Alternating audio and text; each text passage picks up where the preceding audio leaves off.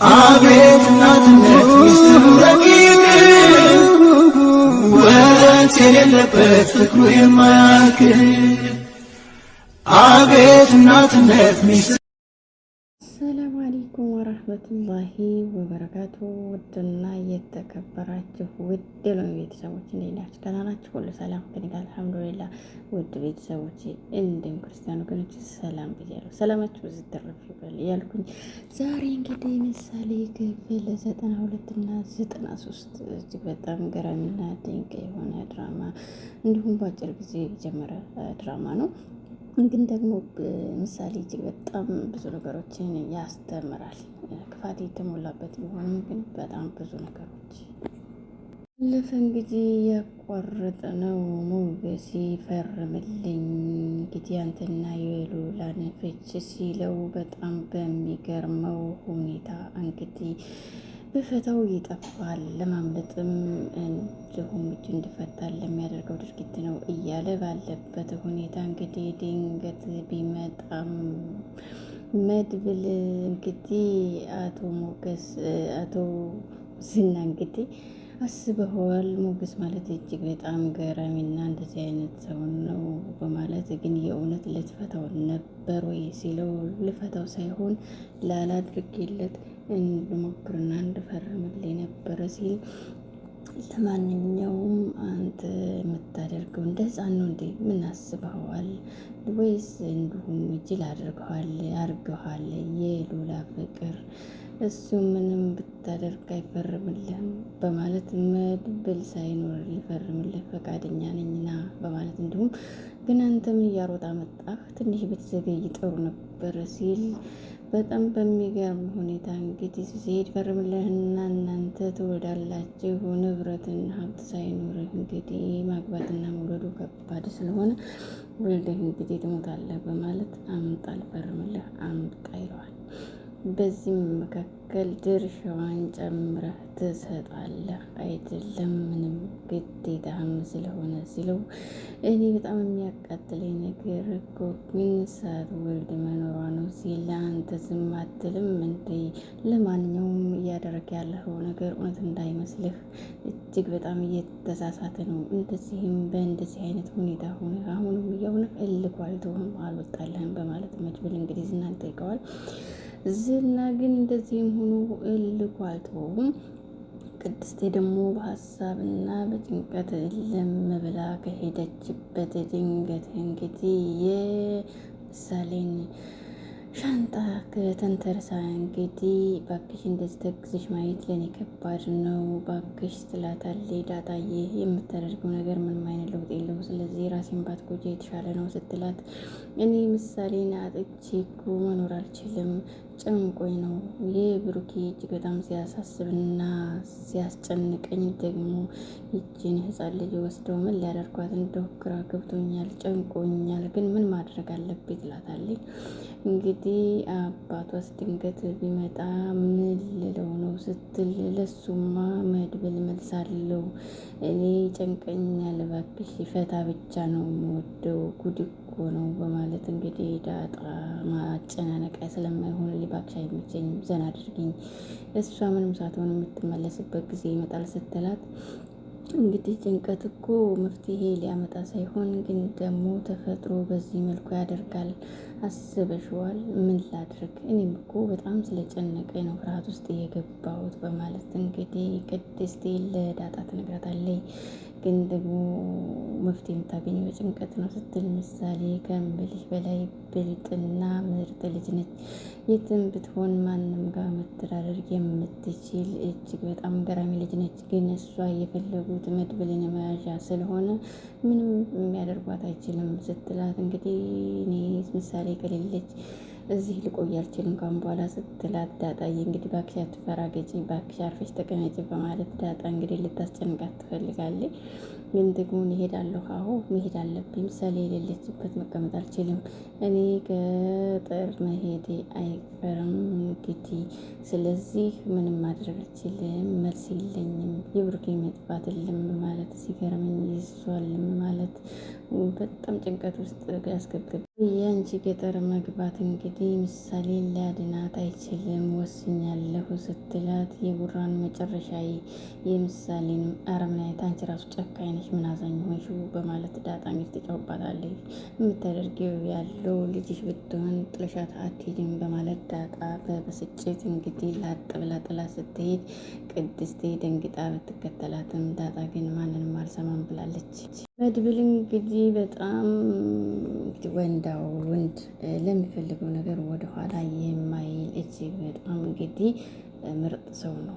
ከአንተ የሚፈልገው ዝና መንክም አላመንከው ሁለት ነገሮችን ብቻ ነው ይለዋል። እንግዲህ በጣም በሚገርም ሁኔታ እንግዲህ ከሁለቱም ጀርባዎች ካሌብ እንዳለ አውቄያለሁ። ግን አንድ ነገር ልንገርህ፣ እኔ የምፈልገው ሁለት ነገር ነው፣ እሱም ልንገርህ ይለዋል።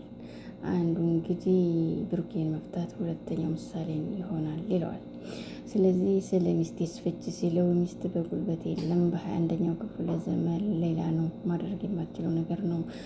አንድ የማትፈልገህን ሰው ፈታሃትም አብረሃትም ኖር፣ ካልወደደችህ አልወደደችህም፣ ከወደድክ በውድህ ካልወደድክ በግድህ መፍታት ብቻ ሳይሆን ትፈታታለህ በማለት ጥያቄውን ያቀርብለታል።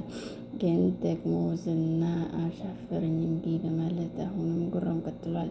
ለራስህ ስትል ብታደርገው ጥሩ ነው። ራስህን ካላሰብክና ለራስህ ካላዘንክ ግን የምትፈልገውን ማድረግ ትችላለህ። ከኋላህ ከጀርባህ ያለው ግን ማን እንደሆነ ካወቅኩ በኋላ በጣም ገራሚ ነገሮች እንደርሽበታለሁ በማለት ይለዋል። እንግዲህ ዳጣዬን ተከትላ እንደምንም አምጥታ አኩርፈሽ ነው ወይ ስትላት፣ እንግዲህ አንቺ ስታስቢ እኔ ሳሙና ነኝ እንዴ? የኔ ማኩረፍ ሳሙና ነው።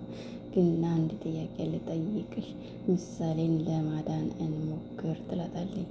እኛም እኮ እንዴት አድርገን እነሱ ሞገስና መድብል ያልቻሉትን እኛ ስትላት፣ እኔ አንድ ነገር ልንገርሽ፣ አንቺ እኔን ከተከተልሽ እናድናታለን። እኛ የተሻልን ብንሆንስ? እኛም እኮ ሴት መሆናችን ሳይሆን አስተሳሰባችን ከበለጠ ብዙ ማድረግ እንችላለን። ግን እኔ የምልሽን ብቻ ስሚኝ፣ ማህሌት ነች የሁሉም ቁልፍ እኮ። ስለዚህ ማህሌትን በመከታተል ምሳሌን የት እንዳለች ማወቅ እንችላለን በማለት እንግዲህ ዳጣዬ ሚስጥር ታመጣለች። ዳጣዬ እንግዲህ ያመጣችው ሀሳብ ጥሩ ቢሆንም ግን ከኛ የተሻሉት መድበልና ሞገስ ስለሆኑ እነሱ ጋር ወሬውን አድርሰን ብናካሂደው ምናለ ስትላት፣ ኦኬ መጀመሪያ ግን እኛ ተከታትለን ፍች እናምጣ በማለት እንግዲህ በጣም ይቀልዳሉ። ያው ቅድስቴ እንግዲህ ቀልደኛ አይደለች፣ አትችለውም። እንዲህ ማስተማሪ ብቻ ነው የምፈልገው፣ ምሳሌዬ እንድትመጣልኝ ነው ስትላት፣ እንግዲህ ዳጣዬ የአራዳ ልጅ ነች በማለት ትቀጥላለች። እዚህ መካከል ደግሞ መድብል እንግዲህ ከኤፍራታ ጋር እያወሩ እያለ ምን ሆነህ ነው? እስፕሬሱም ቀዘቀዘ፣ በሀሳቡም ተውጠሃል። እንግዲህ ኤፍራታ እጅግ በጣም አፍቅረዋለች መድብልን፣ አይኑን ነው የምታየው ሁሉ ነገሩ። እናም እንግዲህ ምን ሆነህ ነው ስትለው፣ እርጅኝ አንቺ እርዳታ ያስፈልገኛል ስትል፣ ሳላውቀው ግን እኮ ችግር ውስጥ እየገባሁኝ ነው መድብል ስትለው፣ እንግዲህ እኔ ምንም ውስጥ እንድትገቢ እኮ አልፈልግም፣ ግን ደግሞ ትንሽ ገንዘብ ሰጥሻለሁኝ፣ ነፃ አይደለም እያገሽኝ ያለሽው፣ ግን ደግሞ ከቻልኩሽ። ያው እንግዲህ ኤፍራታ ስለ ገንዘብ ሲወራ ሁሉም ነገር እሺ ነው እና ያው የማህሌት ተራ አይደለች። ሚስጥሩን ሁሉ ከነገራት በኋላ ይሄ ነገር እውነት አይደለም እያጀብክ መሆን አለበት ስትለው፣ እውነት ነው እኔ ቀድሜ ስነግርህ እንግዲህ አስበኸዋል በማለት እንግዲህ ኤፍራታ እንዴት ልውጣ በጣም ጨንቆኛል ስትለው፣ እባክሽ ገንዘብ አለው ለገንዘቡ ስትይ ደፍረሽ ግቢበት ሲላት፣ እንግዲህ ለገንዘብ ስትል እንግዲህ ኤፍራታ ይሄንን ነገር ታደርጋለች። እጅግ በጣም የሚገርመው ነገር አንድን ሕፃን ልጅ ለመርዳት የሚደረግ ነገር እስከሆነ ቀለል ያለ ነገር እንጂ አታካብጂው ብሎ ሲጠይቃት እሺ በማለት ኤፍራታ ተስማምታለች። ሉላ እያነበበች ባለችበት ድንገት መጣ ሞገስ። እንግዲህ ሉላ ደግሞ ፈረመ። እንዴት ነው ምንድን ነው በማለት እንግዲህ ወደዋን ስትቀጥል እሱ ደግሞ ምን መልስ እንዳለው ስላላወቀ እንግዲህ ፊቱን አዞራ። ምንድን ነው አልፈረመም እንደ ስትለው መልስ የለውም። ግን ደግሞ እሱ አንድ ነገር እኔን ሳያደርግ እኔን እንዲለቀኝ አይፈልግም፣ ለዚህ ነው ስትል መድብል እጅግ በጣም አዝኖብኛል ይላታል እንግዲህ ለሉላ እንግዲህ ሞገሴ ራሱ እንግዲህ በጣም በሚገርም ሁኔታ ራስ ወዳድ ነኝ። መድብልም እጅግ በጣም አዝኖብኛል። ምክንያቱም እኔ ራስ ወዳድ ሆኜ ይህም መናገሬ በጣም ገርሞኛል። እንግዲህ ምሳሌን አሳልፌ መስጠቴን በማለት እያለ ሲጨናነቅ ስታየው አንድ ነገር ልንገርህ፣ ግን ደግሞ ቢፈርም ጥሩ ነበር፣ ካልፈረመ እንግዲህ እኔ ሚስትህ ነኝ አንተም ባሌ ነኝ ምናምን ስትለው ደስ ብሎት ሞገሴ እንወልዳለን የሚለው ጥያቄ አስበሽዋል ምናምን እንወልዳለን ወይ በማለት ጥያቄ ሲያቀርብ ኦኬ ለማንኛውም ሉላዬ በቃ የኔ ነህ በማለት እንግዲህ ደስታውን መልሳለታለች ለሞገሴ። ዳጣና እንግዲህ ቅድስቴ ጥናቱን ጀምረዋል። ማህሌትን መከታተል ምን እንደምትሰራ ምክንያቱም የምትሄድበትና የምትገናኘው ሰው ለማወቅ እጅግ በጣም ጥረት እያደረጉ ይገኛሉ። በጣም የሚገርመው ነገር እንግዲህ ዝና ምንም አይነት ፍንጭ እንዲታወቅበት አይፈልግም። እኔና መድብል አብረን መሆናችን ስላልተመቸው ሴራ እየጎነጎንና ሊያጣላን እጅግ በጣም ብዙ ነገሮችን እንዲጠረጥር እያደረገው ይገኛል ስትል፣ ለማንኛውም መድብል እኮ እጅግ በጣም ምርጥ ሰው ነው፣ እሱን ሊሰማውና ሊጠረጥረው አይገባም ዝና ያለውን ዝና ምክንያቱም ጠላቱ ስለሆነ በማለት ሉላ ለማጽናናት ትሞክራለች። ቅድስቴ ጥያቄ መሰረት እንግዲህ እመኝኝ እኔ ለምሳሌ የሚጠቅም እንጂ የማይጠቅም ነገር መቼም ላደርግ አይችልም። ምሳሌ ምንም ሳትሆን ወደ ቤቷ ትመለሳለች። ብቻ ግን ጠብቂ፣ በነገው ዕለት እንደምትመጣም እርግጠኛ ሁኜ እነግርሻለሁ ሲላት እንግዲህ ፈገግ ብላ ቅድስቴ የምርህን ነው ወይስ የቀለድክ ነው ትላለች። አው ነገ ከኛ ጋር ትሆናለች። ማታ እራት ላይ ጠብቂኝ ቃል ገብቼ ነበር፣ ግን ደግሞ አስቢው ጠብቂ ሲላት እንግዲህ የውሸትም የእውነትም የሆነባት ቅድስቴ አሁንም በተደጋጋሚ ትጠይቀዋለች። እንግዲህ ስራዋን ጀምራለች። ዝናን አሳይን ያለበትን ሲላት ካሌብ ተብዬው፣ እሷ ደግሞ እሺ ዝና ያለበትን ስለማቅ እንዳሳየህ ከፈለግ ቅድሚያ ምሳሌን ፍታት በማለት ጥያቄዋን አቅርባለች። ውድ ቤተሰቦች ከተመቻችሁ ላይክ፣ ሼር፣ ሰብስክራይብ በማድረግ አበረታቱኝ።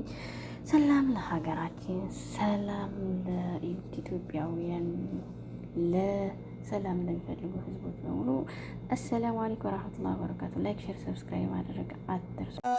አቤት እናትነት ሚስጥሩ ረቂቅ ወረት የሌለበት ፍቅሩ የማያልቅ አቤት እናትነት ሚስጥሩ